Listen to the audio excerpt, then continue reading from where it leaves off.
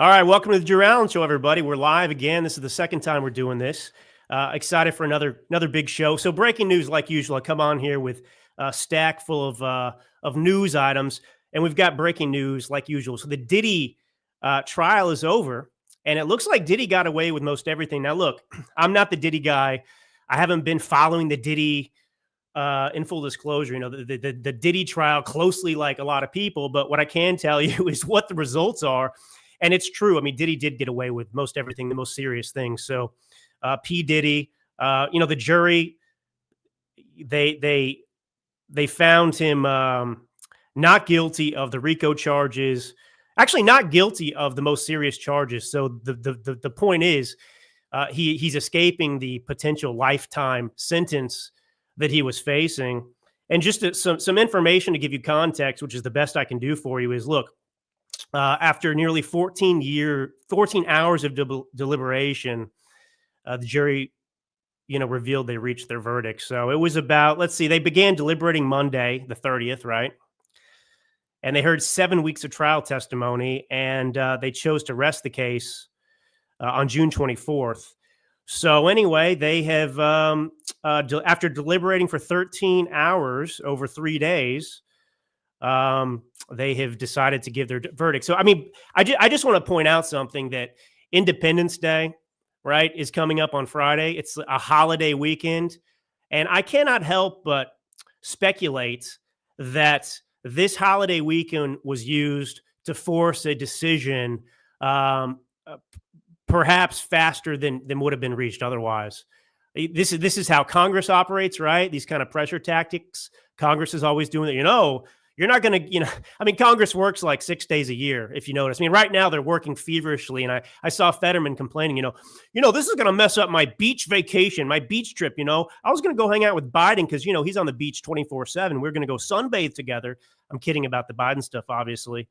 But Fetterman complaining that he has to work. And I just want to point something out, because this is thematic all the time. It comes up every episode when we are critical of Congress and how Congress does not work for the American people and how we're getting screwed left and right all the time.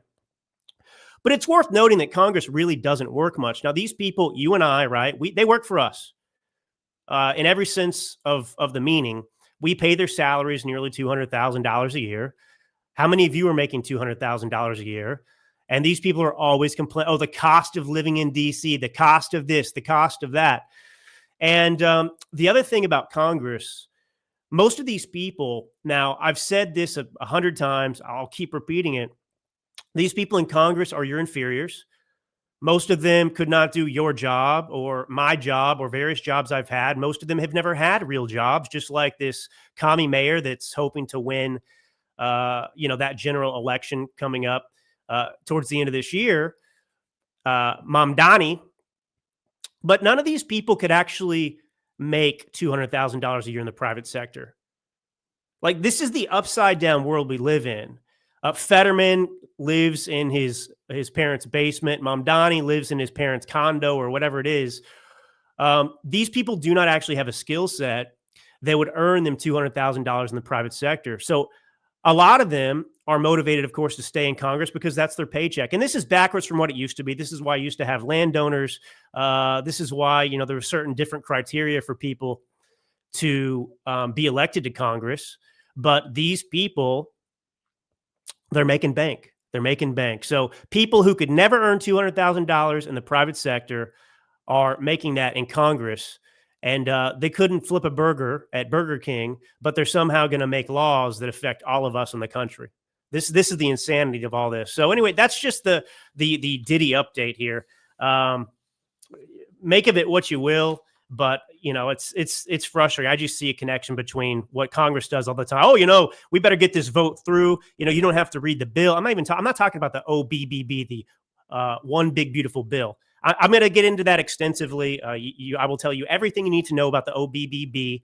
I'll give you the facts, and then, of course, I'll give you my perspective as well. I am, of course, the Millennial Minister of Truth.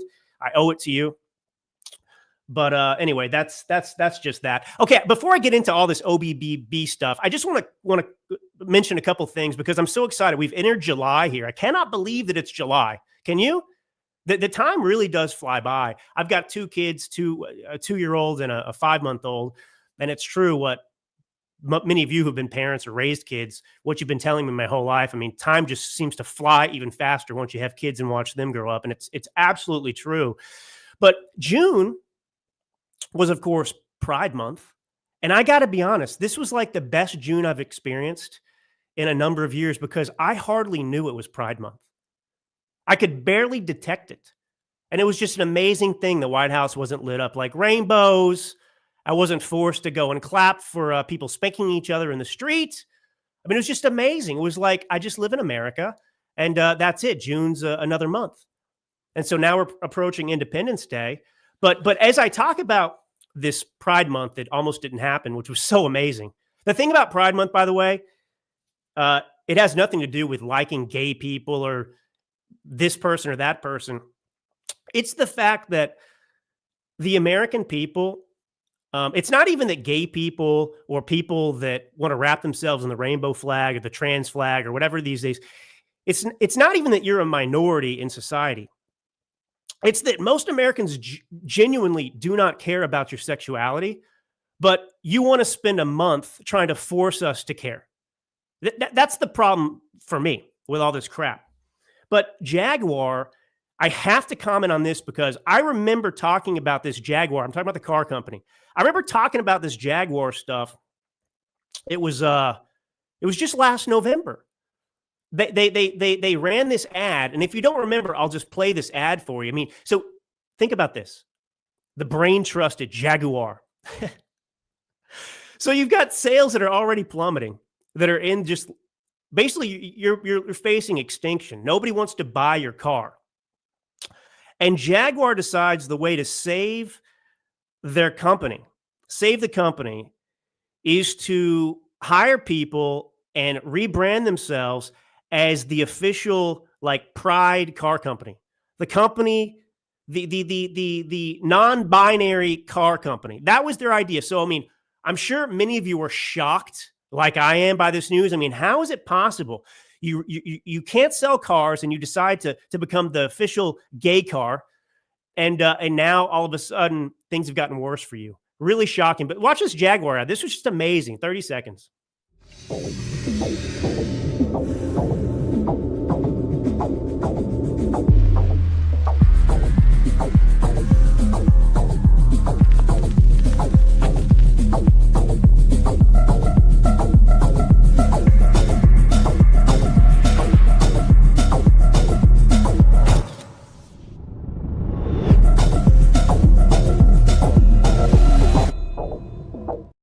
Now, I think it's funny. Their ad was, copy nothing. They were trying to distinguish themselves from other car brands.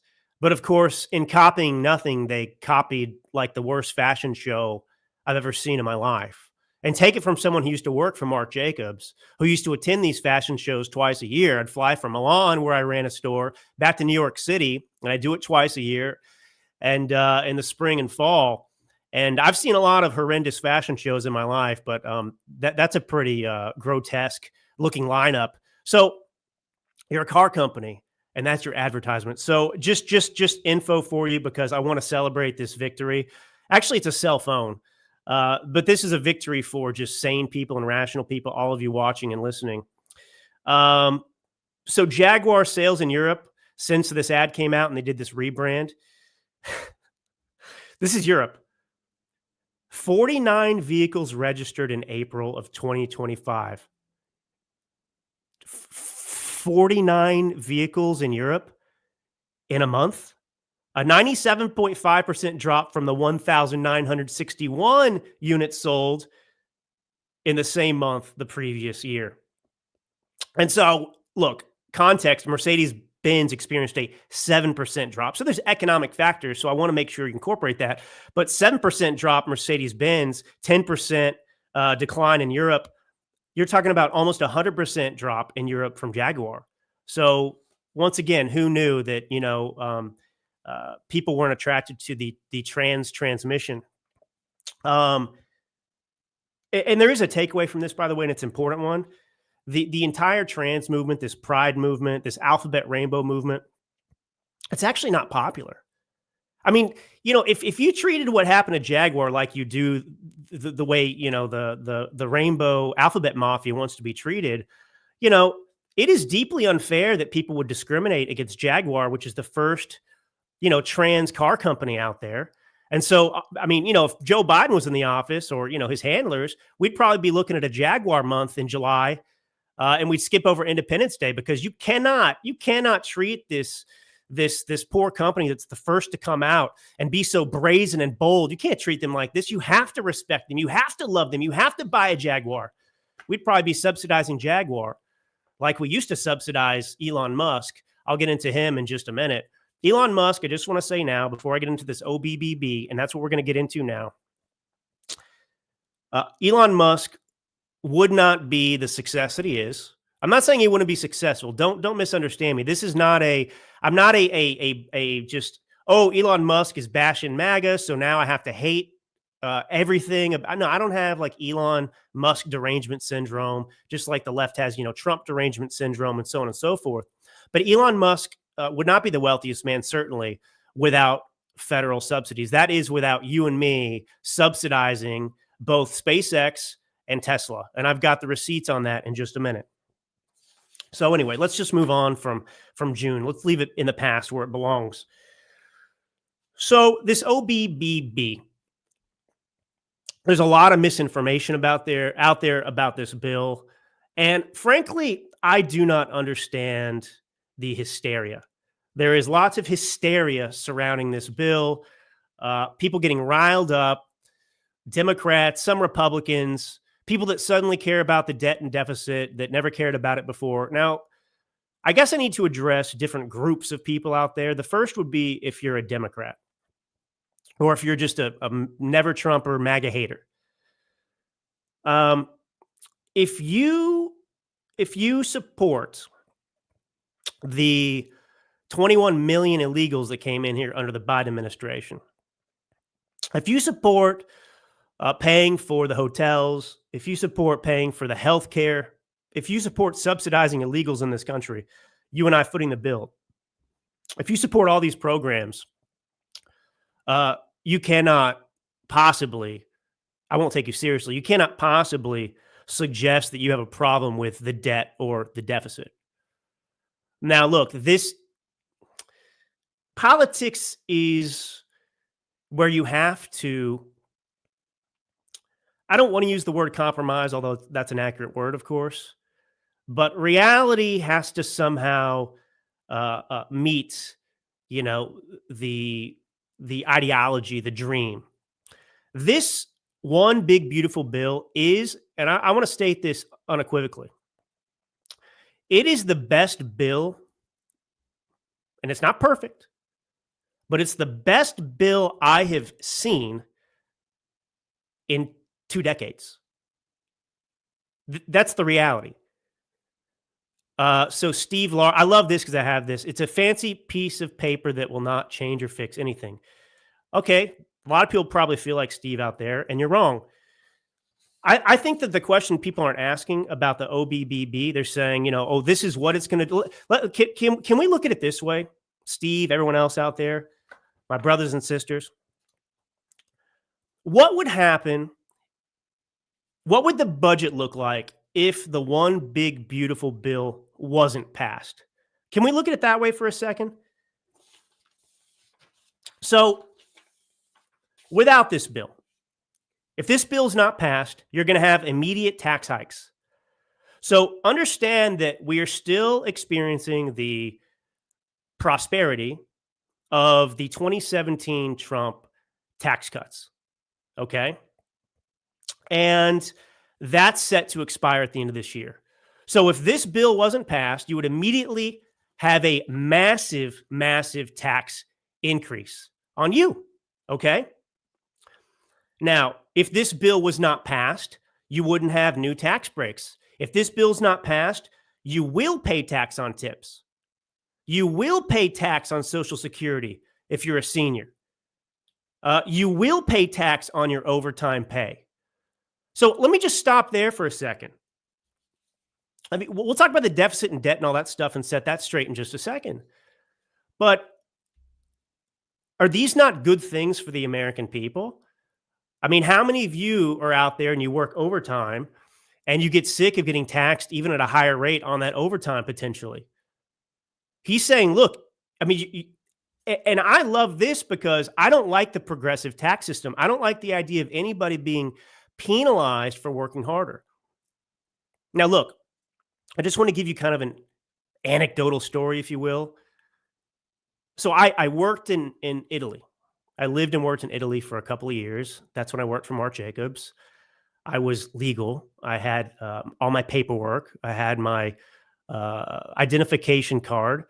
And Italy's a socialist country. And I could not get, now imagine this, so when I managed stores in the US, without exception, like when I ran stores in New York City, and I said, hey, you know, I'm short staffed this weekend. I really need somebody to step up and work overtime. I had more people volunteering to work overtime than I could give the opportunity to. And that's because even under the progressive tax structure in the United States of America, employees, workers are still going to make more money if they work overtime. Now in Italy, I could not get anyone to work overtime ever. And that's because you were penalized for working overtime. It was called tassi straordinari. And it wasn't worthwhile. In the end, you would make less money working more. And so it dissuades people from working harder. It limits them. It puts a cap on how much they're willing to work and what they're willing to earn. Because at the end of the day, most of us aren't working just because we love to get up and work. We're working because we want to make money. We work harder because we want to make more money. And can you imagine that we're at this point where people out there that are paying tax on their tips, if this passes, there's no more tax on tips. If this passes, there's no more tax on overtime. That's huge. That's huge. If this bill is not passed, there will not be additional money allocated to finish the border wall. There will not be the necessary funds given to carry out the mass deportations. Now, I want to pause there for a second. If you remember during the first Trump administration, the Republicans would not support funding the wall. They wouldn't support it. In the end, I think maybe Trump got $5 or $6 billion. I can't remember what it was, but they fought tooth and nail and said it was too much money. And then they go, of course, and fund Ukraine to the tune of, however much it is, hundreds of billions. But we couldn't fix the border back then. So now, fast forward, it's the second Trump presidency. And look what we're talking about. We're talking about tens of billions of dollars that are going to go towards hiring ICE agents that are going to carry out the deportations and arrests. We're talking about finishing the border wall. We're talking about all these things. So, this is not a massive spending bill in the sense that it's increasing spending everywhere. It's not. It's not doing that. If this bill did only one thing, and that was secured the border and provided enough funds that allowed the deportations of all these illegals that are benefiting the Democrat Party and destroying our country, it would be worth it. Think about that isolated for a second. How long have we been fighting to secure the border? How long? There's no amnesty in this. There's none of that sort of stuff. This isn't the Reagan compromise. People are upset because the CBO and others are saying, oh, this is going to add trillions to the deficit and the debt over the next 5 years, 10 years. Now, the CBO is totally disingenuous. I want to point something else out to you. The CBO is a partisan establishment group of frauds. And I'll just make one point to establish that. The left and the Democrat Party have always gotten something very wrong economically. All right, they say, how are you going to pay for these tax cuts? So their premise is that putting more money in the American people's pockets, reducing taxes for corporations and the American citizen, that somehow deprives the federal government of revenue. So if that logic was applied in the private sector, let's say, some of you probably have businesses out there. Steve, man, he's on one today. I love this, though. I live a few blocks from the Rio Grande, and I know for a fact we don't need a border wall. All we need to do is enforce the laws. Interesting. There are places that do need a border wall. And frankly, there were a number of people during the Biden administration that were coming right across. The point of the border wall, by the way, is to act as a deterrent, given the fact that there's not a Trump administration in the future, that you have Democrats come back over. That's part of the point of the border wall. But anyway, I don't know. Maybe Steve can chime in and tell me what his point is. Like, you don't want a border wall? You know, 45 billion is going to put us in the tank when we're 33 trillion in debt? I don't know, Steve. But anyways, but that's the thinking of it. So if you're a business owner out there, if you have a business, whatever else, you borrow money from a bank to invest in your company to grow, right? So if the logic of the CBO and the Democrat Party was correct, then you would never have companies that would grow, that would invest in themselves, right? So you take out a loan from the bank to start a business. The thinking of the CBO and the Democrat Party is like, oh, well, that can't possibly generate new revenue. That's what we're talking about here. So if you put more money in the pockets of the corporations and the citizens, there's going to be economic growth that takes place. And so this is my point, but the CBO doesn't acknowledge that.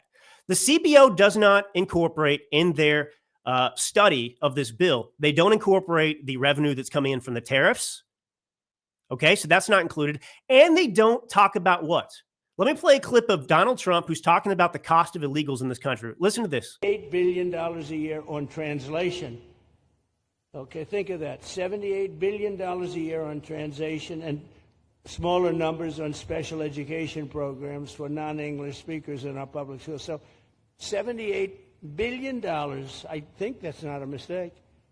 I would say $1 million maybe, hundreds of thousands of dollars, $78 billion, Joe, on translators and non-English speaking work. Federal government, the Justice Department, it's more than twice the cost of maintaining the United States Justice Department, what we're spending on translation and other things to help. In total, the average illegal alien costs American taxpayers an estimated $70,000. That's each, $70,000. Okay, so out of one side of their mouth, people that are talking about the debt and the deficit, they'll say, you know, this deficit is affecting my children and grandchildren. And yet, how about the immediate effect, the immediate debt we're all experiencing based on the simple fact that we're funding the livelihoods of illegals who are not citizens in this country? 21 million added over the last 4 years under Joe Biden. Why does the CBO not factor in the cost savings from deporting these illegals who are a burden to what? This country, to the taxpayer. So this is significant. And I've got more to say on that in just a second. Do you ever wonder why your brain is foggy, even when you're eating clean and exercising? I do. It might not be burnout. It could be parasites. Everyone's talking about parasites right now. Groundbreaking research from Dr. Alan McDonald reveals a direct link between chronic parasitic infections and neurological diseases like multiple sclerosis. Parasites, they can cause inflammation. They can cause nerve damage, long-term cognitive decline. Look out, Joe Biden. This is more reason to do a full body cleanse at least once a year. The Wellness Company has a solution for you. You've heard me talk about the Wellness Company before. The solution's ivermectin plus mebendazole, the gold standard parasite solution, which is now combined in one cleanse combo. It's designed to eliminate these harmful invaders and support your immune system naturally. It's medical grade. It's not some trendy herbal gimmick. So you can fill out a quick intake form and get a 3-month supply shipped straight to your door. MAHA is officially here, and the Wellness Company is making hard-to-get medications significantly easier. They're making them digitally accessible so you can live your best life. You can head over to dailyclout.health and use code dailyclout to save $60 off plus free shipping on all orders. That's dailyclout.health and use code dailyclout. So that's that. I want to bring the receipts, though, about the CBO, because the CBO and the Democrats, it's just a talking point. They always say this, right? How are we going to pay for these tax cuts? Well, tax cuts pay for themselves because they generate additional revenue. It's not like sum zero. You know, it's not like, additional wealth is never created.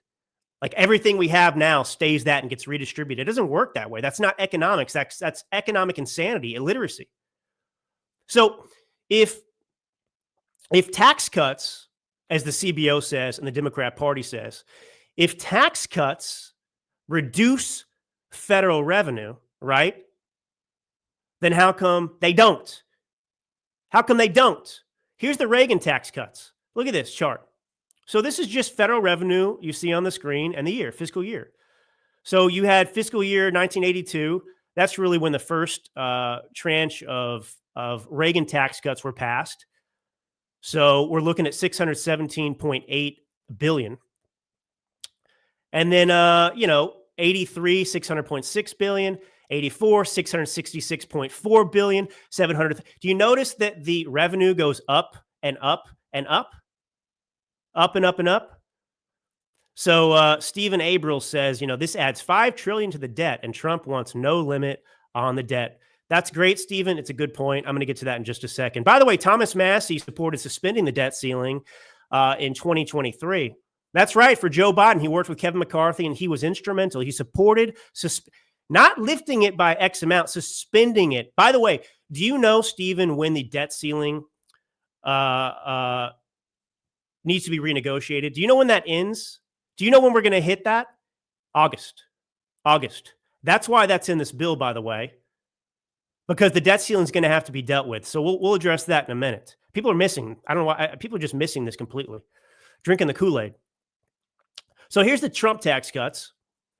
All right. So that was 2017. They didn't go into effect until probably 2018. But the point is, let's look at the revenue, federal revenue.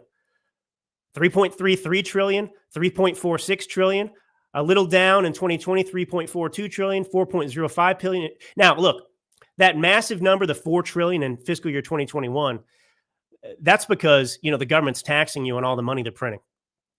So see, I'm an honest guy. That's why that's there.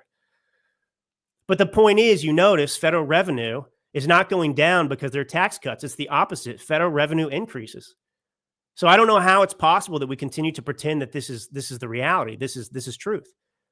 Now, this bill was never meant to solve the debt crisis. Okay, let me ask you a question out there. You can say it out loud or say it to yourself. Why do we have the deficits we have? What's the single biggest contributor to the debt and the deficit? I'm gonna give you a hint. It's not the defense budget. It's not the military. Do you know what it is? It's the welfare state. It's Social Security. It's Medicaid. It's all of these programs that make up the welfare state. That's where all the money's coming from. That's why we have debt and deficit. I mean, if you're comparing numbers, it's not even close. Now, yeah, those other areas we need to clean up as well. But the reason we have this problem in America is because of the welfare state. That's a fact.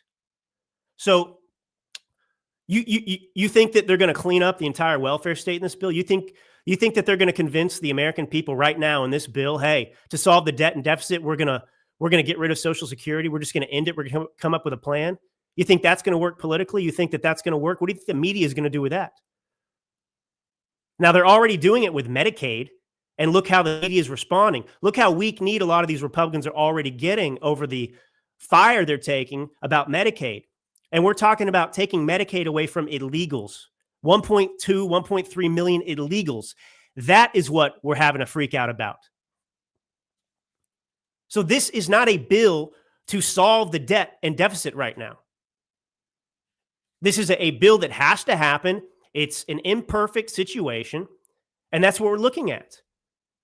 And again, if this money is used like it's going to be used, like Trump's wanting to use it, like he's saying he's going to use it, like he's doing right now to deport these illegals, this is going to change the trajectory of the country forever for the better.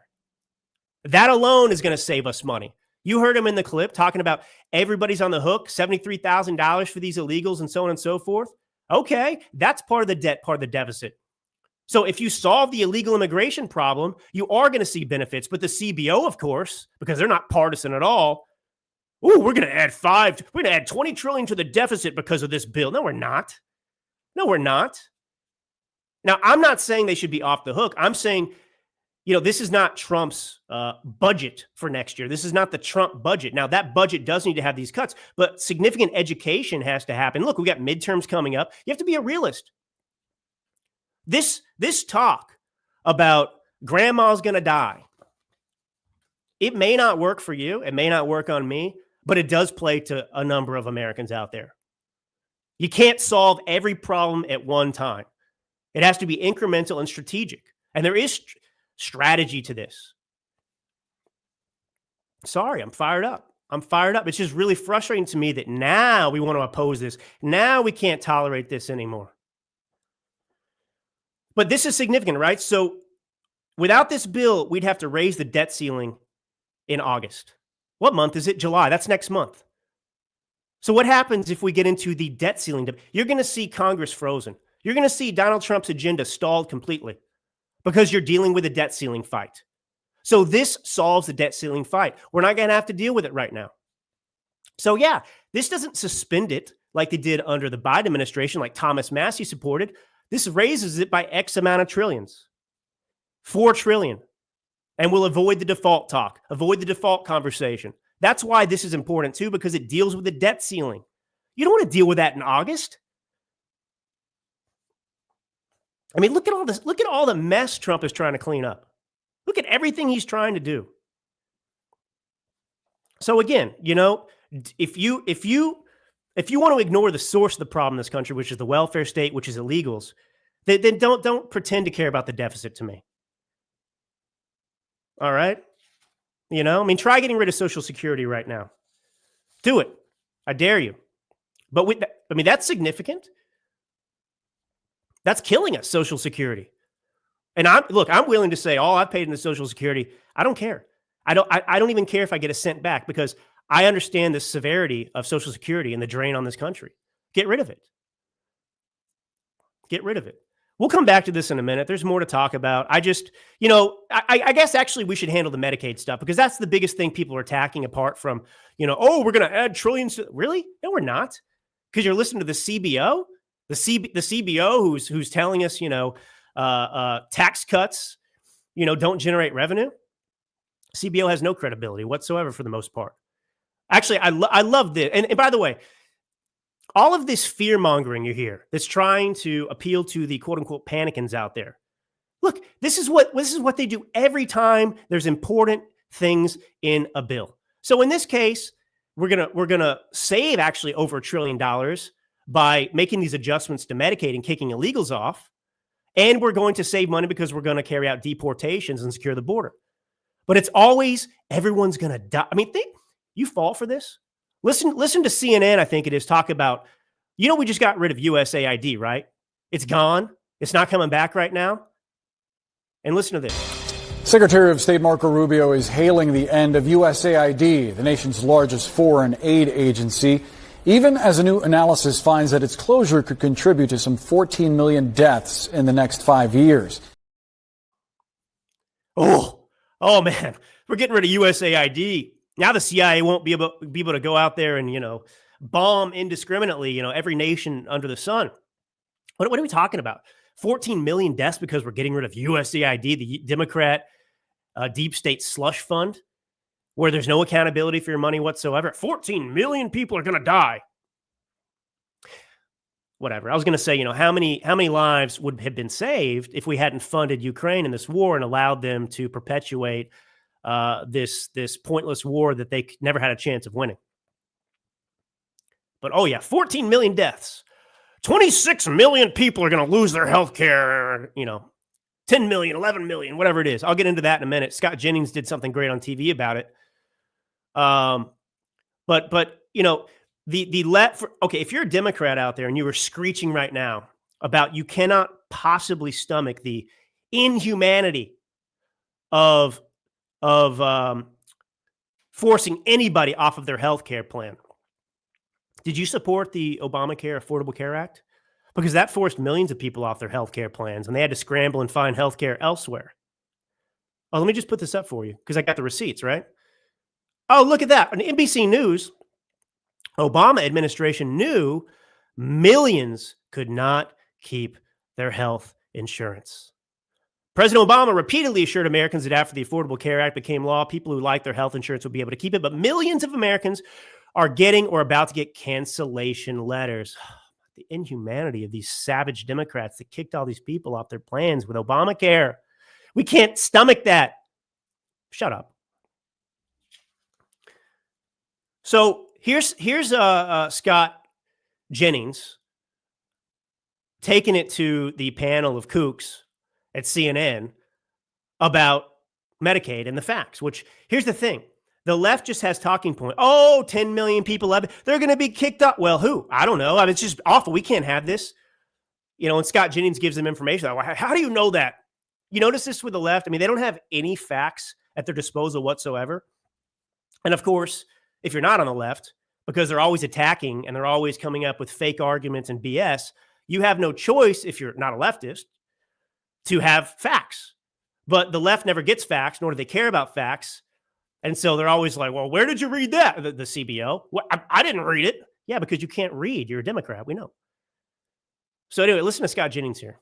Class Americans. On the Medicaid piece, though, there's obviously going to be a big debate about this. I mean, there are like almost 5 million able-bodied people on Medicaid who simply choose not to work. They spend 6 hours a day socializing and watching television. And if you can't get off grandma's couch and work, I don't want to pay for your welfare. I don't know where you're getting those numbers from. CBO says there are 5 million Americans who are sitting on their couch watching television and TV. Regardless, this kicked 17. That you just cited. This kicked 17. This guy's a national treasure, Scott Jennings. I mean, the only reason to ever watch CNN is if Scott Jennings is on TV, which is just the reality. So let's just look at this real quick. Oh, actually, here, let me pull this up. This is what Scott Jennings is referencing. The CBO says that? How come I haven't seen that? I just listened to what the Democrats tell me, and I repeat it on CNN. Here's those numbers. So about 1.4 million would be people who do not meet citizenship and immigration status requirements for Medicaid enrollment. Another 4.8 would be able-bodied adults between the ages of 19 and 64 who have no dependents and who do not meet the community engagement requirements. Now,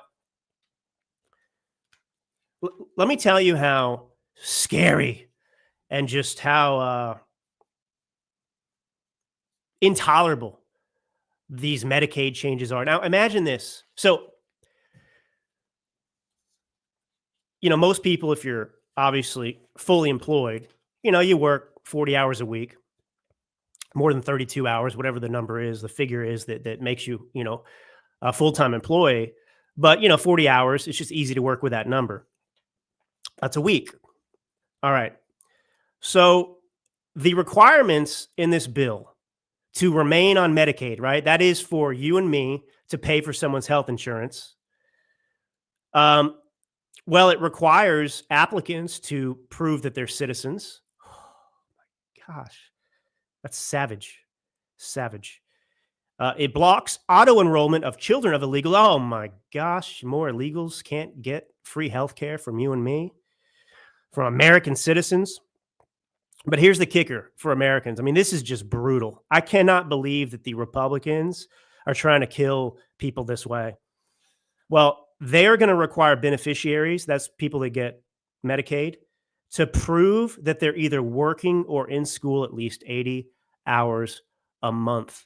I cannot believe that I live in a country that would require somebody getting free health care that you and I pay for to be required to go to school or work 80 hours a month. So savage. So you got to go to school or work 20 hours a week. 20 hours a week to keep qualified for Medicaid. What kind of country do we live in that we don't just give away everything for free and ask for nothing in return? Unreal. So anyway, part of what this does too, it's cleaning up what Barack Obama. Let me interject here.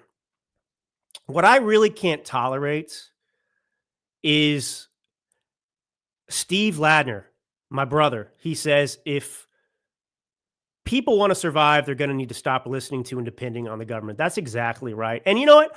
As we approach Independence Day, July 4th is Friday, this kind of conversation we're having, it helps you understand just how far Democrats are from the American vision, from the founding of this country, from what makes this country great. They have almost nothing in common with this country. It's alarming. People are survivalists. Let me just put it this way. This idea that every time you change something, or if you reduce welfare or create additional requirements, the idea that everyone is so stupid that they're just going to die is absurd. How many of you out there have been fired from a job? How many of you out there have found yourselves unemployed? How many of you have had hard times in your life? Who's had trouble paying bills? Who's gotten behind on debt? Who's got student loans? Who's got whatever? You just deal with your stuff. I've been fired before. I've been unemployed before. I've had a hard time paying rent before in my life. Now I'm 38. I've had plenty of hardship in my life. And this isn't to compare. This isn't there's no victimhood here, by the way, but this isn't a victim contest. The point is, human beings experience difficulty. But the human spirit, and the American spirit in particular, is such that we overcome those circumstances. That's what makes America great. That's what we're celebrating this Friday. The ability to overcome our circumstances. Exceptionalism, not to accept misery or our current circumstances that may not be desirable as unchangeable. It's to have an objective, to have a vision, and to go about securing that vision for yourself and your posterity, overcoming obstacles. But the Democrats in this welfare state, they just want to create perpetual victims. Their message is you can't survive without the government. Obviously, we can survive without the government. They make this argument with everything, right? It's how we have all these government programs and bureaucracies that never go away. Well, how is it that we survived without them? And not just survived. The reality is, if you looked at the government programs, the welfare states, the Department of Education, all these things that we did without for more of our history than we've had them, the data proves that the creation of government dependency, the creation of these welfare programs, has actually made our countrymen worse off. Shock. And that's what I experienced in Italy, by the way. When you teach people that they cannot succeed on their own, when you remove the incentive for them to improve, you have people that just accept mediocrity. Socialism is just that. It is the creation of mediocrity as part of your country's, creed. So anyway, more on that in a second. I want to talk about Fed Chair Jerome Powell in a second. I mean, he and Trump are going at it. He refuses to budge on the interest rates. Is he right? Is he wrong? We'll get into that in just a second. But if you're like me and you're getting to that age where your body just hurts all the time, then listen up. And that's true, by the way. I'm 38. It's wild. I mean, I hate to admit it, but it's true. I'm not the same guy I used to be. Don't reach for another painkiller until you learn about this little known turmeric hack for pain inflammation. You probably already heard about turmeric, which is being used to fight inflammation and joint pain. But here's the thing. Not all turmeric is created equal. Regular turmeric powder in your pantry might help a little. But a leading pain doctor from Connecticut discovered a special turmeric extract that is 200 times more powerful than what you'd find in standard turmeric. And when he shared this turmeric hack with his patients, the results were shocking. This turmeric extract attacks pain at the source, turning it off like a light switch so that pain not only goes away, but it stays away. Dr. Josh, he's the brains behind all of this. He's spent over 20 years helping hundreds of thousands of Americans finally break free from constant aches and stiffness. And his turmeric hack, this has been the backbone of their success. So you can say goodbye to expensive surgeries, to pain injections, ineffective over-the-counter medications. This is incredible stuff. Say hello to pain-free living. Again, you can't take just any old turmeric. If you want to learn more about Dr. Josh and his turmeric hack and the exact method for how to use it in your daily routine, just go to goldenrevive.com/dailyclout. That's goldenrevive.com/dailyclout. And just click it. Start your journey towards a pain-free, healthier life. All right. So anyway, this is what they're talking about with Medicaid. And I just, the point is with Medicaid, people will survive if you take away the welfare state. And what's amazing about this provision they're putting in the bill is that, yes, it's like, here's the problem with welfare. It's really not intended to help people. It's intended to imprison people. So it's never temporary. It's always permanent. And in fact, you actually incentivize people not to improve their circumstances, because you tell people on welfare, whether it's housing, food, whatever, you say, if you make $1 more than, I'm just making this up, what the poverty level is, what the threshold is. But, if you make $1 more than $20,000 a year, well, you no longer qualify for XYZ benefits. So it actually disincentivizes people from improving their circumstances. And that has to be reformed. You should not have more and more people continue to, suck from the teat of government, which is the teat of you and me. So anyway, so you get $46 billion, just to finish up, for the border wall, $45 billion for 100,000 migrant detention facility bills. And I don't have a problem with any of this so far. So the only problem people have apparently is that, mainly, well, the CBO says it's going to add to the debt or the deficit. Okay. Well, I've given you countless non-included CBO things that are going to be benefits to this country. And I'm just a realist. Like, would you rather not have a secure border? Would you rather not have the ICE agents to carry out these deportations? I mean, nothing is certain in the future, right? We have midterms coming out. There's nothing certain there either. So would you actually miss the opportunity to secure the border, carry out deportations, save 1.2, 1.3 trillion, whatever the number is, on Medicaid?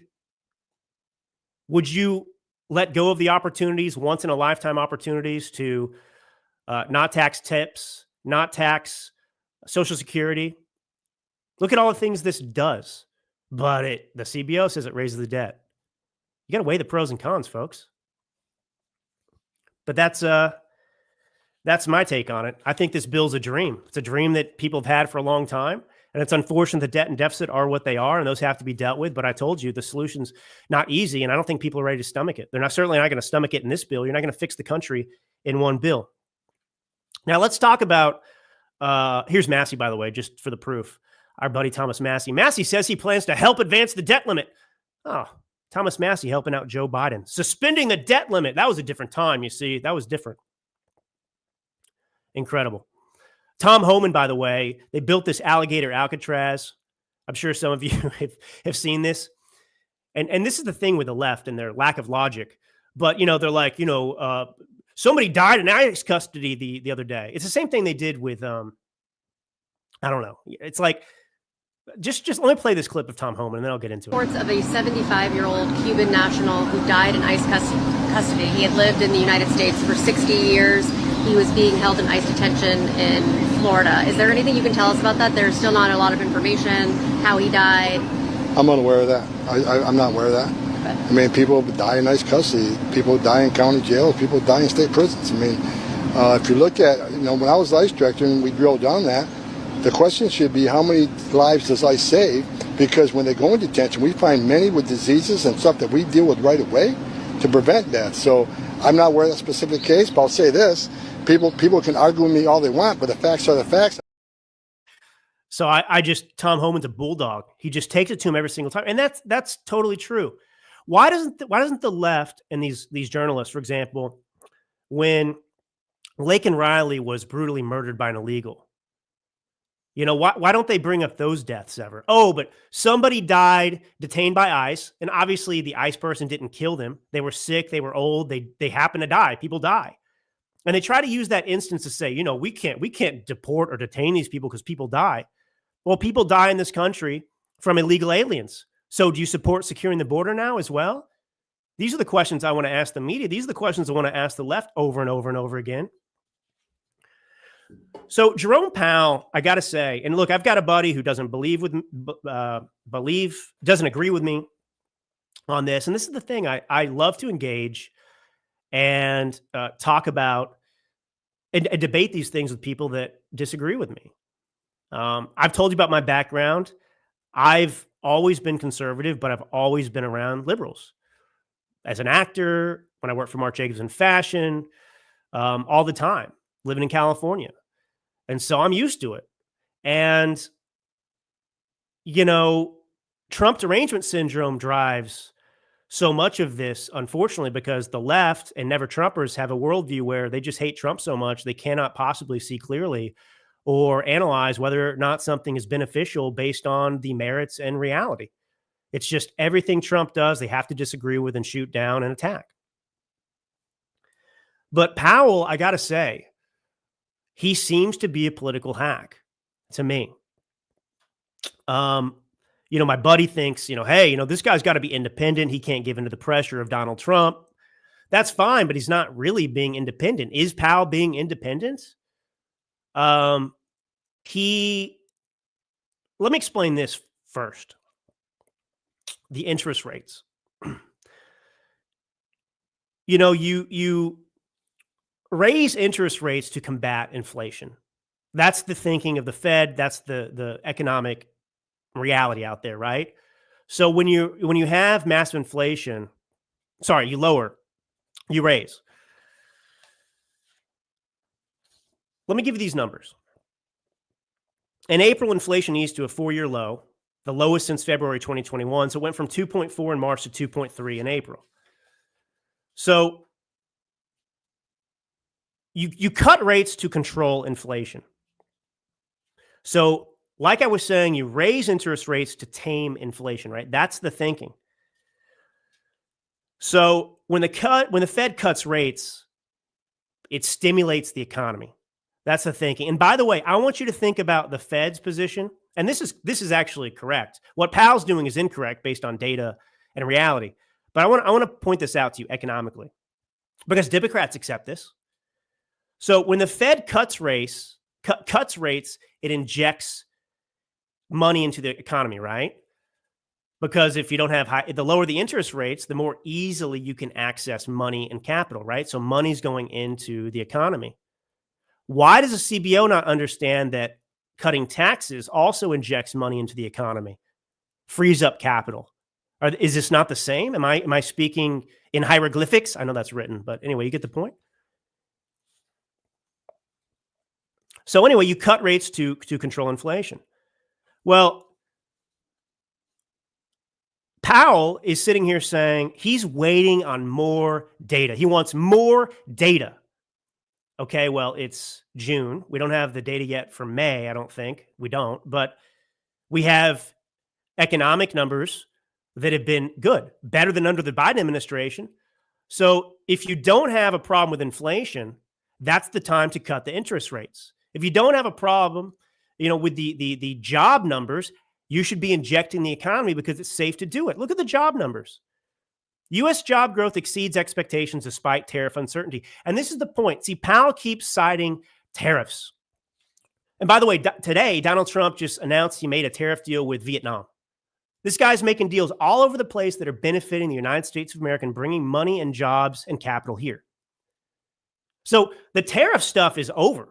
All the tariff panicans who were saying, oh, you know, this is going to destroy the economy, we're going to enter a recession or Great Depression, none of that happened. So I'll give it to you. What Trump was doing was a novel strategy. He's actually got cojones. I mean, I knew this. I explained it from the beginning, what was going on with the tariffs. He was using it to leverage our power in the world to get deals, restructure deals, renegotiate deals that were to the benefit of the United States of America. And that's succeeded. So none of the things that everyone said were going to happen because of tariffs happened. And Powell still won't lower the interest rates. And that's why you have this tit for tat, this back and forth with Trump and Powell. I mean, I cannot tell you, lower the interest rates, you will see a massive economic shift. But he doesn't seem to want to do that. Why? Why? Is it really because is Powell so stupid as the Fed chair that he can't figure out what everyone else has already figured out, that the tariffs aren't ruining the economy? Can he not look at the data just like you and I can? Is he looking at other data that we don't have? So this is the problem with Powell. So I have to say, I side with Trump on this Powell issue. Because Powell seems to want to make it harder on Trump. He doesn't seem to want to give Donald Trump the benefit of a burgeoning economy, which would absolutely result from lowering interest rates. would absolutely result from that. So anyway, I got a Gallup poll I want to share with you in just a second about a majority of Democrats that hate America. Surprise! Who saw that one coming? But first, I want to talk about Elon Musk, because Elon Musk over this bill is threatening to, well, he can't. He doesn't have the power. What Elon Musk, it's very interesting to me because he became a hero on the right. I was always a little skeptical of Elon just because I knew that his companies and his business interests were in conflict with what Donald Trump wanted to do, putting America first. I mean, Elon Musk depends upon China for his batteries and much of that. Elon Musk has been the success that he has because of subsidies for the electric vehicle industry and also for SpaceX.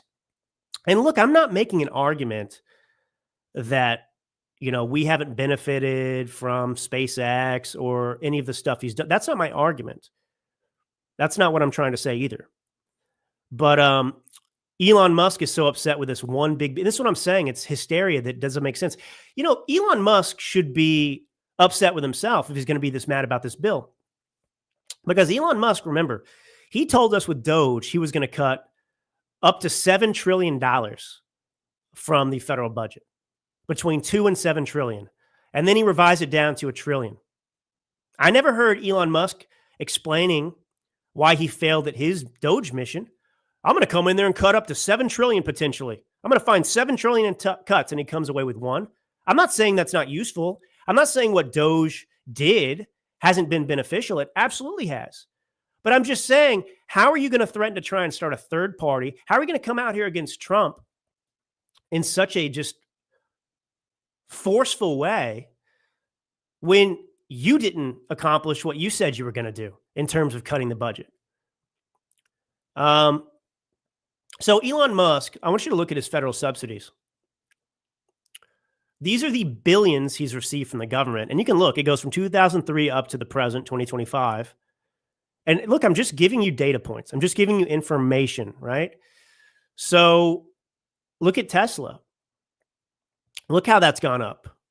Look at SpaceX, how that's gone up. Look at these subsidies. Look how big they are. The money we're talking about here. No, I mean, I would argue that nobody's benefited from subsidies as much as Elon Musk, given the fact that he's the richest man in the world. I just want to see if I can find this info real quick on his stuff. Okay, here we go. So just some important data for you. And this is look, this is from the Washington Post, is where I pulled this from. They did a write-up, obviously, because they were upset with Elon Musk. And look, I'm not like that, but the information here is correct. So over the years, Musk and his businesses have received at least $38 billion in government contracts, loans, subsidies, and tax credits, often at critical moments. The payments stretch back more than 20 years. Shortly after becoming CEO of a cash-strapped Tesla in 2008, remember, Tesla was not a juggernaut. It was like these other, I mean, what happened to Prius? Remember Prius? What happened to them? Anyway, shortly after becoming CEO of a cash-strapped Tesla in 2008, Musk fought hard to secure a low-interest loan from the Energy Department. By the way, the Energy Department, as you're realizing, is one of the deepest sources of corruption in the U.S. government. Nearly 2/3 of the $38 billion in funds have been promised to Musk's businesses in the past 5 years. In 2024 alone, federal and local governments committed at least $6.3 billion to Musk's companies, the highest total to date. So last year, $6.3 billion in subsidies to Musk. About a third of Tesla's $35 billion in profit since 2014 has come from, now this is important. I don't want to get in the weeds with this, but it's important to understand. Has come from selling federal and state regulatory credits to other automakers. The credits are given to automakers that meet certain standards, including selling a certain percentage of zero-emission vehicles.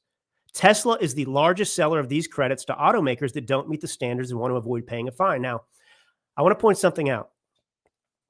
Elon Musk, because I'm the Millennial Minister of Truth, Elon Musk has said, whether he means it, I don't know, I don't know what's in his heart, but I know he has said, get rid of the subsidies, the EV credits, and so on and so forth. Like nobody should have that's what he said, even though he's received them, right? Okay. But this is not what we're talking about. These are credits to automakers. This is a totally different setup that most people are not aware is happening. These credits played a crucial role in the company's first profitable quarter in 2013 and its first full year of profitability in 2020, according to Securities and Exchange Commission filings. Without the credits, Tesla would have lost more than $700 million in 2020, marking a seventh consecutive year with no profit. Do you understand what I'm saying right now? Tesla's not a success because it's not profitable because people are buying a lot of Teslas. It's popular, but it's profitable because Elon Musk and Tesla is able to go and sell these credits to other automakers so they don't get fined. So you're a Ford person and the US government says, hey, or California says, hey, you've got to, sell X amount of electric vehicles or we're going to penalize you. Well, he's only selling electric vehicles, so he gets these credits and he can go and sell them almost like it's not a black market, but he's going and selling them on a market to these other places so they can escape. With the credits, the company instead it reported a $862 million profit instead of a $700 million loss. So I'm just saying that Elon Musk and his companies would have gone under without their cozy relationship with the federal government and getting subsidized. Just like, these Congress pronouns out there couldn't survive in the real world, couldn't earn $200,000 in the real world. Elon Musk and these companies couldn't survive without you and me propping them up and funding them and devising these strategies by which you can go and sell these credits to other automakers out there. So I don't know. Trump and other people suggested that's why he's so upset about this. But I just pulled this up one more time. I mean, look at where the subsidies are in 2025. They're like non-existent. So I don't know, but that's just what I would tell you.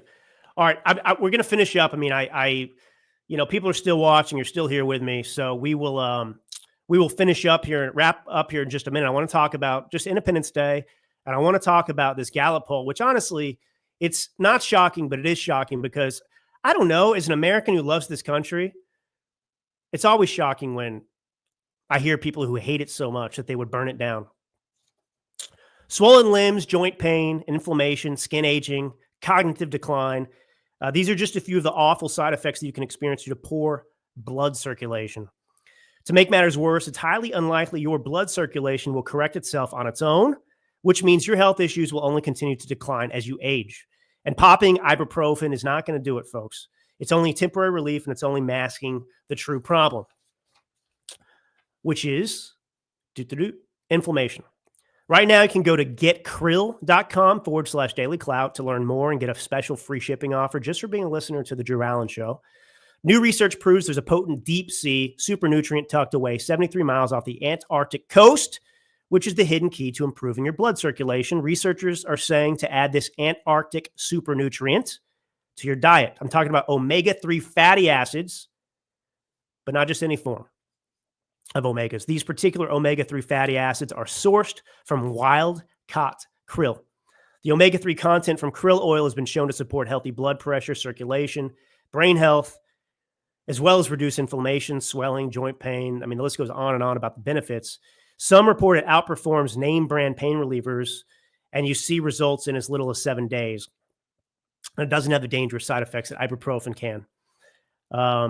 Better yet, for a limited time, you can get Native Path Antarctic krill oil at up to 66% off plus free shipping. Just go to getkrill.com/dailyclout right now to get your special offer. All right. So, look, I mean, I'm not looking right now. I don't have my phone. I mean, the House hasn't voted on this yet. I expect that this bill will be passed. And we'll see, I mean, I think the the panicans will be surprised that the world doesn't end or fall apart because of this bill. Now, look, I just want to say something else. I'm not suggesting that you got to be like yes men and women for everything the Trump administration does. I'm not at all. But I'm trying to give you the context and try and give you as much information as possible. But this is a big battle we're fighting. We want, and I mean, just don't become like a permanent negative Nancy. Like everything is not bad all the time. You know, don't become a Democrat. All right. I mean, I see real effort. I love what this administration is doing, and nothing that the quote unquote panicans have said has come true. Tariffs didn't lead to a Great Depression. All right. Strategic bombing of Iran did not lead to World War III. So, you know, this isn't the end of the world either. No one's going to die because of the Medicaid reforms. You know, if you got to get off your AWS and go work 20 hours a week to keep your Medicaid, the country's better for it. All right. So 36%, only 36% of Democrats say they're proud to be American. That's down from 62% last year. Wow. Almost a 30% drop. Why?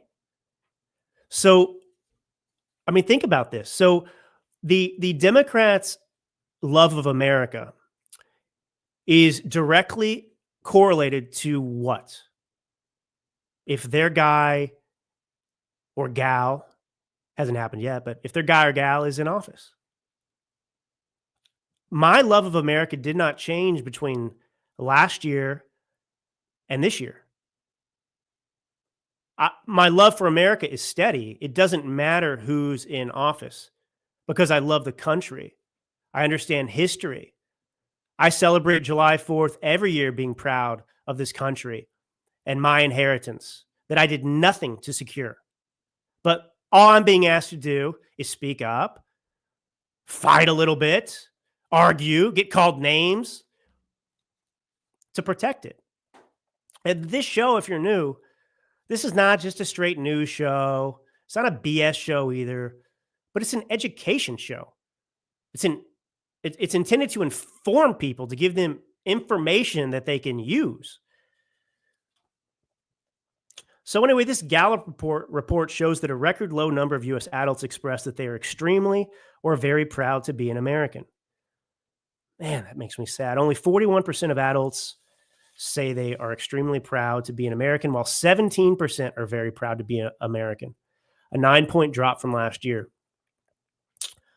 The data indicate a plummeting sense of pride in America over the past decade. I'm reading from Fox News. Furthermore, the report explained further that there is a 56-point gap between Republicans and Democrats. So that's why you have that low. Let me give you this percentage. Are you ready for this? Sit down. Be comfortable here. This is crazy. 92% of Republicans are extremely or very proud to be an American. 36% Democrats. There's something wrong with the Democrat Party. There's something wrong with the source of this mentality. And this is really the great virus affecting America. It's the Democrat Party, and it's their sick, perverted ideology.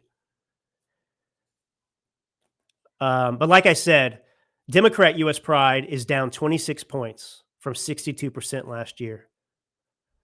So Democrats only love America if a Democrat is in office.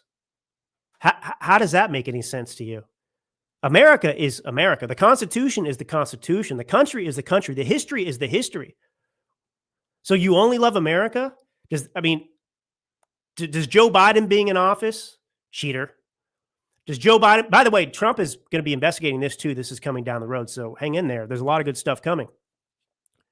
But let me get this straight. Like, did our history of racism, I don't believe this, I'm saying the Democrats do, but is that history just absolved because Joe Biden's in office, or if Kamala Harris was elected, suddenly you love America? This is what I'm talking about with Democrats. There is no connection to reality.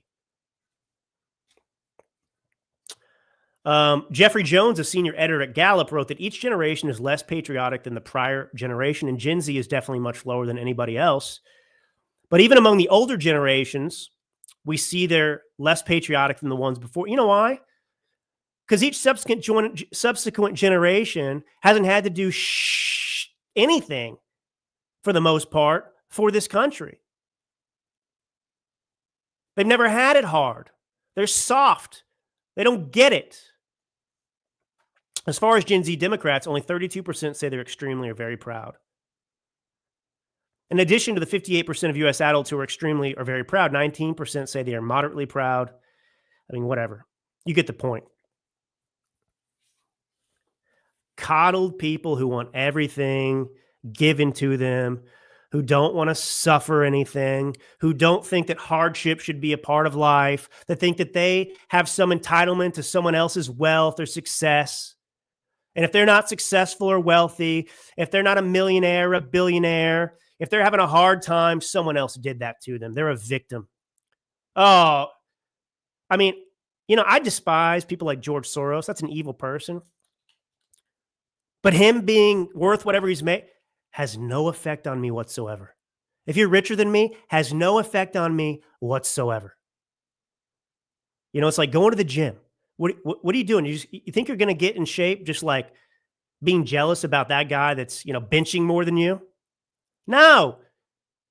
Sit down and get to work.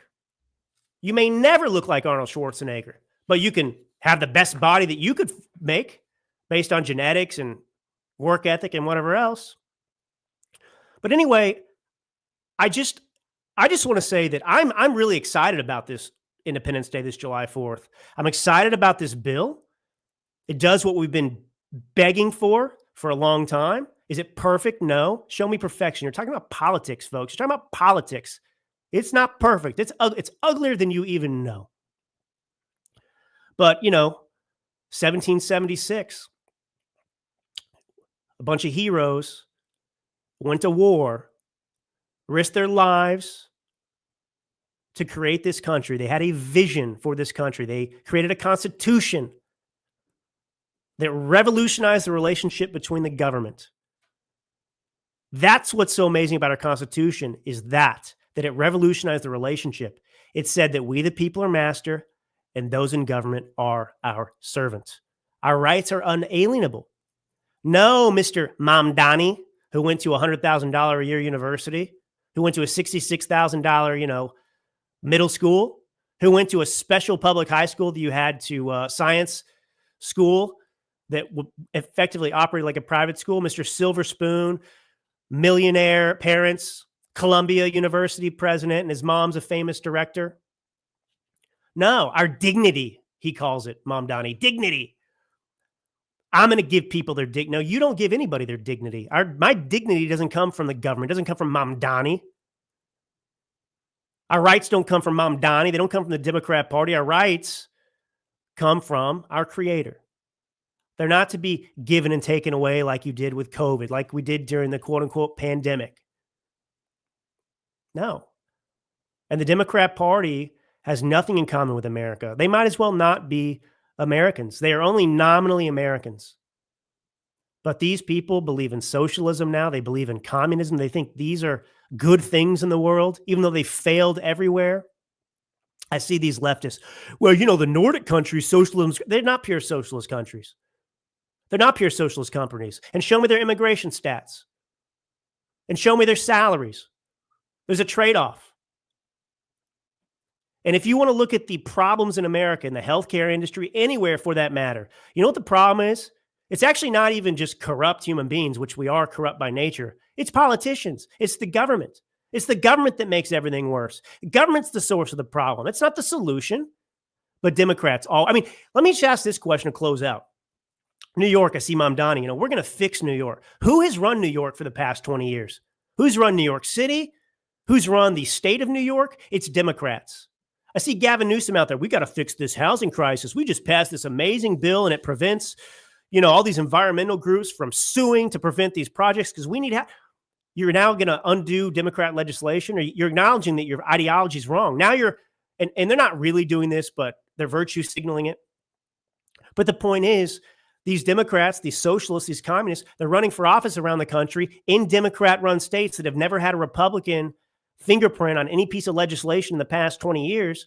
And they're saying, we got to fix this state. We got to fix this state. You've been running the state into the ground. How is the Democrats out there in New York are going to vote for Mamdani? Like he's offering something new. He's offering the same but worse poisonous pill that is plaguing New York and bringing it to its knees already. And they're going to vote for that. I mean, I just don't understand the mentality of Democrats. I can't get in the mindset. I love myself. I love my family. I love my country too much to be that stupid. But anyway, look, prices are down, I think 30 cents. But, the Biden administration like to do this, you're going to save 6 cents on a pickle this year for July 4th.